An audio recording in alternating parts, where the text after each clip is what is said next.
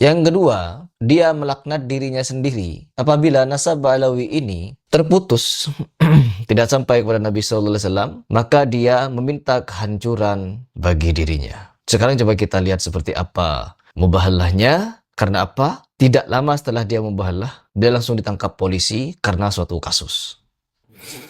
Alhamdulillahirrabbilalamin. Allahumma salli wa sallim wa barik ala Sayyidina Muhammad wa ala ali Sayyidina Muhammad. Ya Rasulullah, di hadapan makammu ya Rasulullah, saya bersumpah demi Allah, saya meyakini bahwasannya Sayyidina Ubaidillah bin Ahmad bin Isa Al-Muhajir adalah zurriyahmu ya Rasulullah. Dan ada orang-orang di Indonesia ya Allah yang membatalkan membatalkan nasab Sadah Ba'alawi.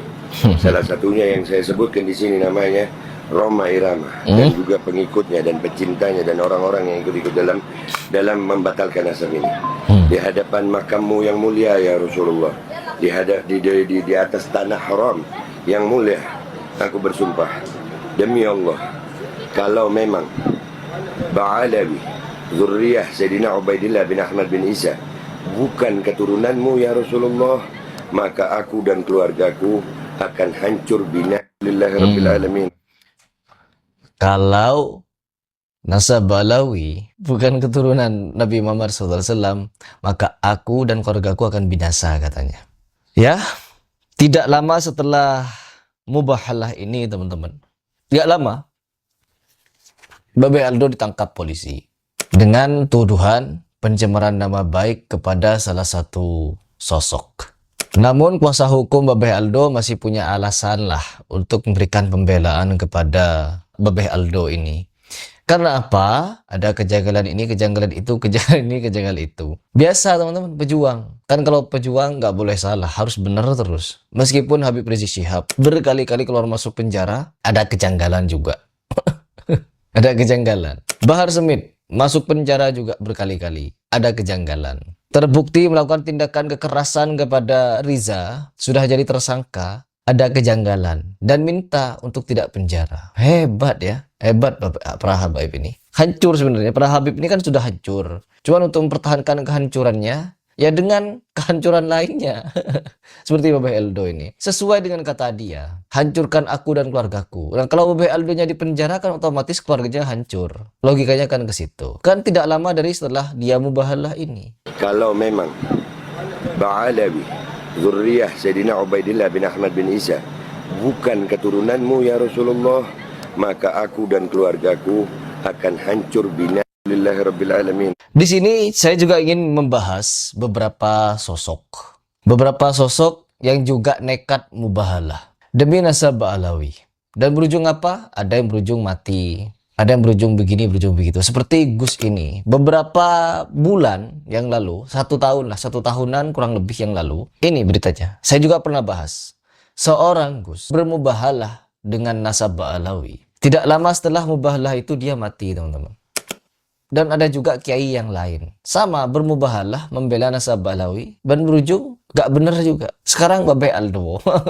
Habib Aldo, teman-teman. Namanya Habib Aldo. Cuman dia gak mau dipanggil Habib katanya. Dipanggil Babeh. Karena Betawi ya. Mungkin keturunan Pitung juga dia. Sebagaimana Bapak Rizik Syihab. Yang hobi sekali ngaku-ngaku sebagai keturunan Pitung. Meskipun salah-salah. Nenek saya namanya Zaudia.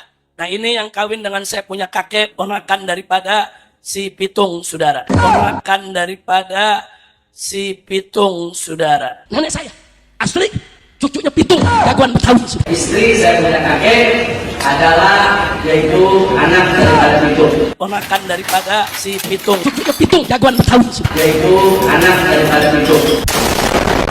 Sesalah-salahnya Habib, ya, sesalah-salahnya Habib, seterang-terang apapun fakta bahwa Habib ini nipu orang, bagi kibitnya nggak nipu, teman-teman.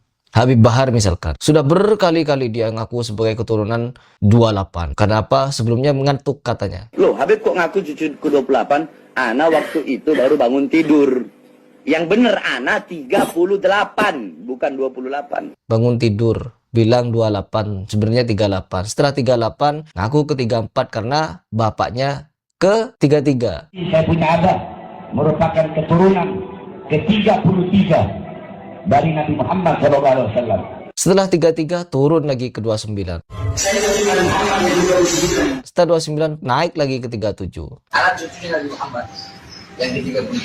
Intinya, meskipun Habib ini sudah gak bener seperti ini, keciduk nipu berkali-kali. Bahkan nipunya gak nanggung-nanggung atas nama Nabi yang dimana yang seperti ini. Bahwasanya barang siapa yang membaca Yasin, maka kelak di akhirat akan Allah Subhanahu wa taala ciptakan bagi orang tersebut 99 istana yang temboknya terbuat dari emas putih, tanahnya terbuat dari kasturi. Setiap satu istana terdapat 99 kamar, setiap satu kamar terdapat 99 ranjang, setiap satu ranjang terdapat 99 kasur, setiap satu kasur terdapat 99.000 bantal, setiap satu bantal terdapat 99.000 bidadari. Ini yang Allah persiapkan bagi orang-orang yang suka membaca Yasin. Dan juga atas nama Allah yang seperti ini. Kata Allah, kamu kera-kera bersorban, kamu ustadz jahanam, kamu kiai bangsat. Kata Allah Subhanahu wa taala. Terciduk nipu, bener-bener nipu membodohi umat. Kibinnya masih sayang, masih membela Habib penipu ini dengan cara nipu diri mereka dan nipu orang lain lagi. Rizik Syihab dan Abdul Somad, si pembela Bahar Smith. Siapa yang mau membela penipu kalau bukan penipu lainnya? Ketika kita juluki mereka penipu, ngumpet mereka kemana-mana. Karena apa? Memang penipu mereka. Kalau tidak mau dijuluki penipu, lawan penipu itu dengan yang hak. Bukan dibela, bukan disanjung-sanjung, gak ada lo, gak rame. Bahar bin Smith yang sangat keras, itu style dia. Itu orang pantas disebut apa? Anjing, saudara. Itu gaya dia. Babi itu orang. Nggak ada lo, nggak rame. Biadab itu orang. Ana Bahar bin Ali bin Smith meyakini beliau, Ustaz Abdul Somad, salah satu termasuk bagian daripada ar-rasikhuna fil ilmi. Termasuk dari bagian alim yang amal bi'ilmi. Beliau termasuk pewaris keilmuan Nabi Muhammad, penyambung lidah Nabi Muhammad, penerus perjuangan Nabi Muhammad SAW. Jadi bagi seluruh umat Islam wajib untuk mendoakan dan mengikuti ulama-ulama seperti beliau. Anak hujunah sedang doa minkum aktar. Makanya saya sama Bang Umar udah waktu kita di MS ya. Waktu kita di MS itu kita sudah mewakafkan nyawa jiwa kita untuk menjaga para ulama dan para kiai.